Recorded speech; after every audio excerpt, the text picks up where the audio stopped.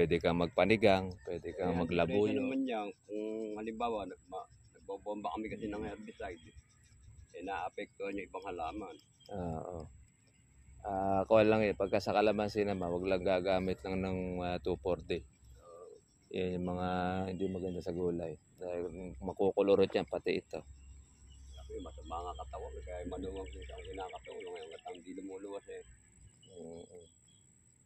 Bagay, meron naman dito kuya yung mga upahan na gumagawa. Meron kang makukuha rito kung formi ka pagkaayos ka magbayan. Pagka paparat-parat ka lang, tatalikuran ka lang. Ako ng mga tao rito, magdamo man ayaw, masiselan. Masiselan pa. Hindi mo kamukha sa ibang lugar dito. Talaga nag-i-stay. Sa inyo na talagang. Mga sanay. Dito, mas tumiba ka na lang ng pete kaysa makidamo-damo ka. Magkano ba?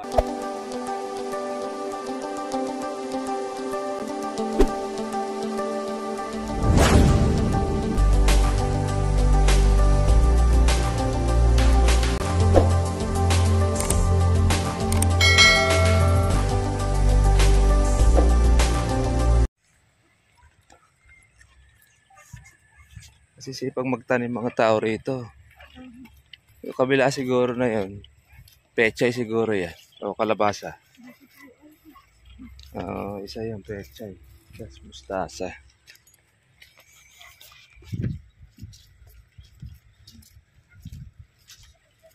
Kalahati.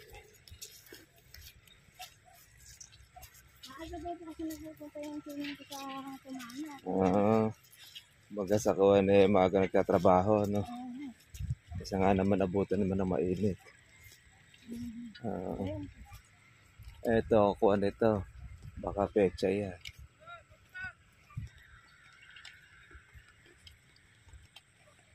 Hindi magkakamag-anak din kayo halos dito? Yung iba pa kapitbahay natin. Kapitbahay naman ninyo.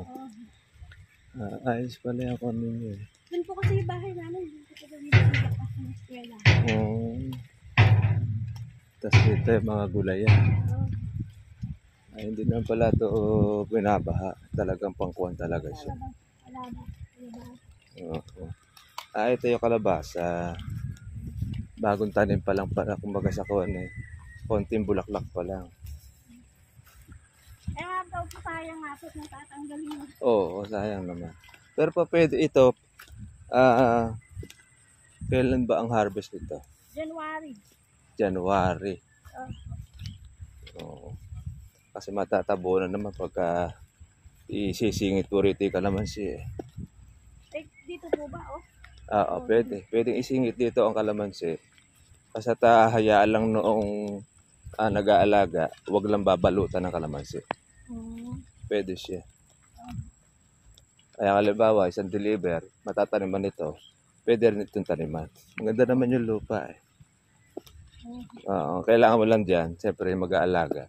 Pagka magagapangan nyo o kalamansi, alisin niya. Para di masayang yung kalabasa. Okay din dahil isang kuwalang naman eh, isang tanim eh. Pwede pa ito. Total naman pala, maliliit pa lang yung kalabasa eh. Kaya may kukuha pa siya, may sisingin. Tsaka, grass cutter naman pala ginagamit, ano. Ano kayang kalabasa ito? Yung maliliit? O yung malalaki? Hindi ko lang po alam. Pero kasi yung kalabasa yung maliliit na ko, yung lagkitan eh. Maganda rin ito, kalabasa rin. Di alam, pag panahon nga lang ng mura kalabasa, yun. Bibihira rin kung may sa tumaas to eh. Pero pagka maraming magbunga yan. Mas malalaki.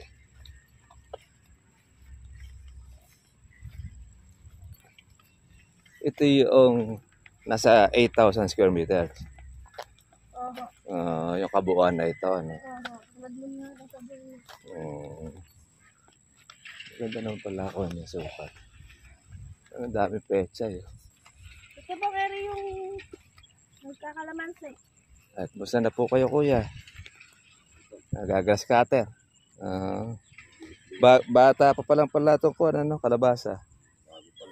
Anong pong variety yung kalabasa niya? Yung malalaki po ba yan? Suprema. Suprema. Tas okra naman yung kabila. Dulo. Dulo. Ang lata lang. Isang lata lang ito. Parang tinanin ko rito isang ditong malaking gano'n. Marami ano.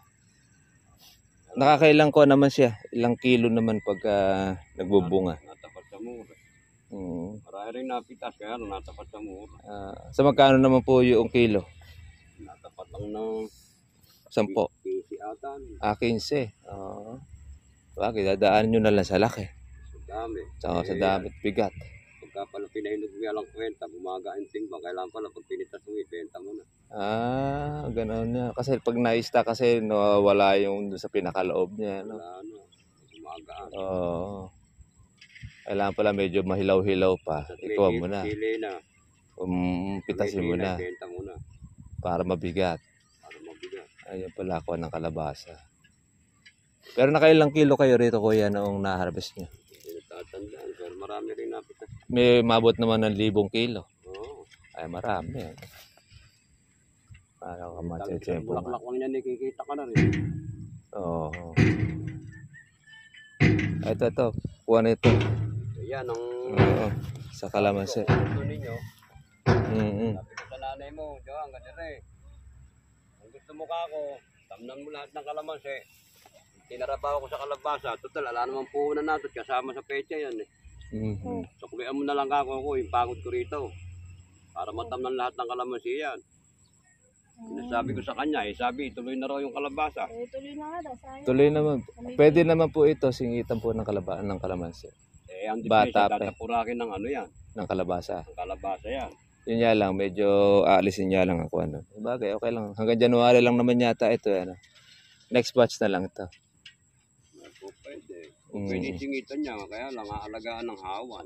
Alaga lang po noong magkakuha na wag gagapangan yung kalamansi. Ang depresya niya kasi yung kalabasa. Bawal pasukin pagkakuha. Ang bahala na yan eh. Ala naman patubig yan. Yahabol ko lang yan hanggang Marso eh. Ilang buwan po ba ang kalabasa? Mga 3 buwan yan bago mo. 3 months. Matagal-tagal din. Ano. Bulaklak pa lang yun, pero pa bunga. Sa bunga, Matagal. pagpapagulang ka pa, ano? Ay halos maabot din pala ng mga 5 buwan niya. Matagal yan. Matagal ang kalabasa, ano? Pwede pagkakakuha na lang yan, sisingitan. Ibig sabihin, kayo magtatanim ng kalamansi, sino mag-aalaga? Kayo rin. Ikaw. Kukuha lang po din ng tao po na Hindi ako tuturuan. pwede yan, kasi oras na tinanman yung kalamansi yan, 7 na kami riyan. Pati ito. Pagkayari ng kalabasa, 7 na rin ako rito. Bakit? Ayoko na, hindi ko na kaya.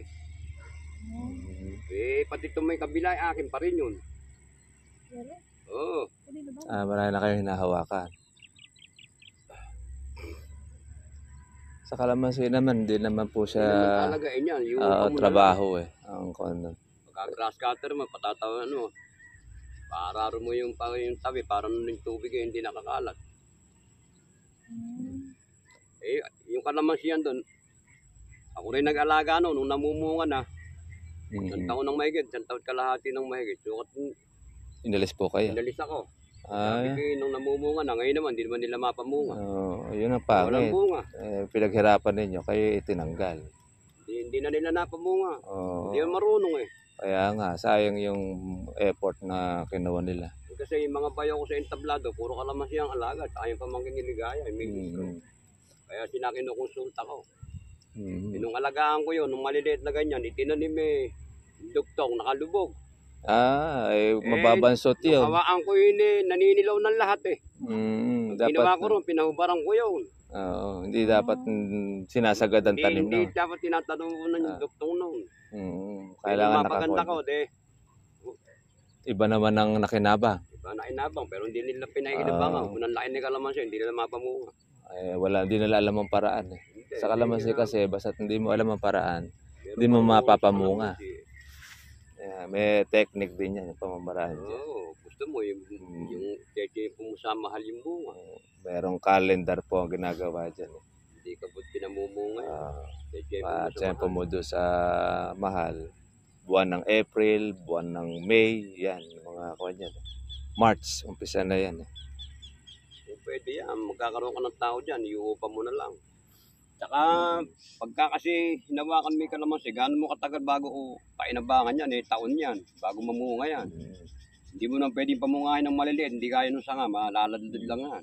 Pero ginagawa na niya, pagka malit po ang kalamansi, tatanim sa pagitan ng gulay. Oo. O pwede kang magpanigang, pwede kang Kaya, maglabuyo. diretso naman yan, kung halimbawa, nagbobomba kami kasi ng herbicide, naapektuhan yung ibang halaman.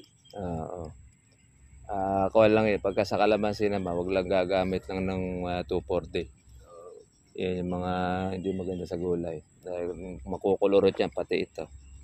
Sabi, masama nga katawan, kaya manuwang kung ang kinakatawan, ngayon at hindi lumuluwas Bagay, meron naman dito ko yung mga upahan na gumagawa.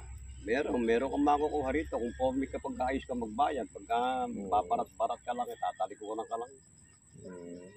Ako ng mga tao rito, magdamo man ayaw, masiselan. Masiselan pa. Hindi mo kamukha sa ibang lugar dito. Talaga nag-i-stay. Sa inyo na talagang Mga sanay. Kasi dito, mas tumiba ka na lang ng peche kaysa makidamo-damo ka. Magkano bayad sa 1 kilo sa tiba 5 piso. Yung binubunot. 50 pesos, tinitiba. Kaysa maipagdamo ka, yun 1 oras yung malaki kinikita mo. Dito, maghapon. Para mabayaran ka ng gusto sa araw.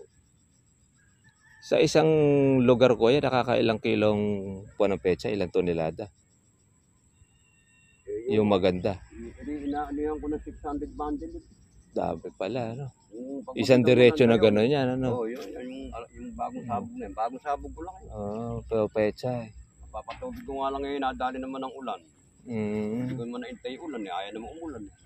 Patubig ako, oras makayari, nung gabi umulan. Mula, naswerte. Dapat ka ako, hindi na umulan. Abi sabihin, nasira rin yung kuha niya. Hindi naman, kasi alam ko, hindi na uulan. Alam mo kasing bagyo. Wagay, kasi umpisa na yung amihan eh. Mga magkano naman po nagiging kuha niya benta sa pechay? Per bundle. Pero kung mukha ngayon, ang lakad ngayon, 25 yung mustasa, 25 rin yung pechay. Maganda-ganda ang presyo ngayon. Ano? Maganda, yan na yung binenta ko yan, 55 isang kilo. Ito. Kaya kumiti nanay mo yan. Sa pechay. Maganda na sa akin dyan. Tayo na makakuha pa ang pechay. Una namin, 15,000. Yung ganito. Nanay mo dyan. Medyo mahal din pala pre ang kuha na, no? Tempo ko, 55. Pagkaraan ko kumanis, bumaba na. 40, gano'n. sabi sa akin, ila daw ko niya. Sabi.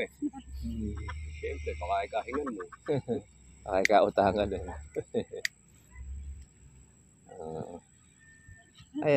Kung meron kang kuha talaga dyan, sa kalamansi, magkuha ka ng pagitan.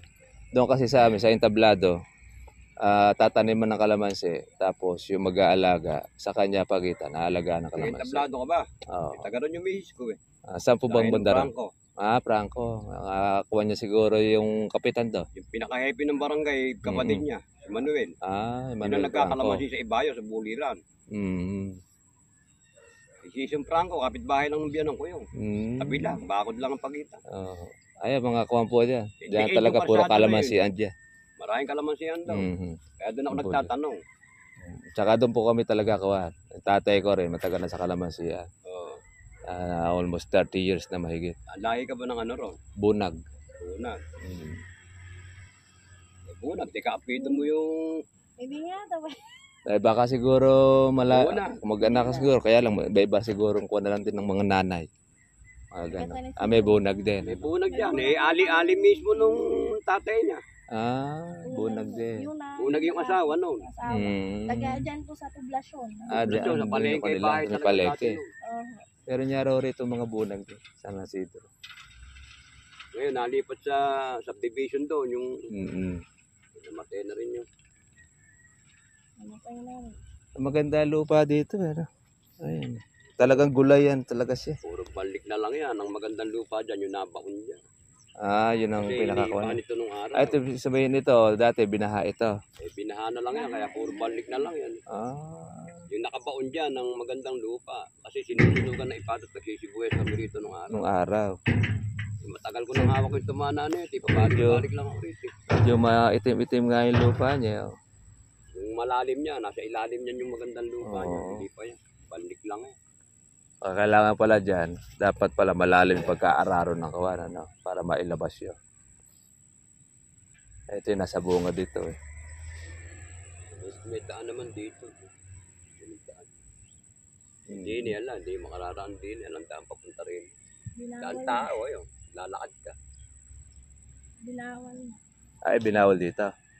Oo. Sariling ano yun eh, sariling lupa yung... Lupa, yung dinadaanan talaga dati.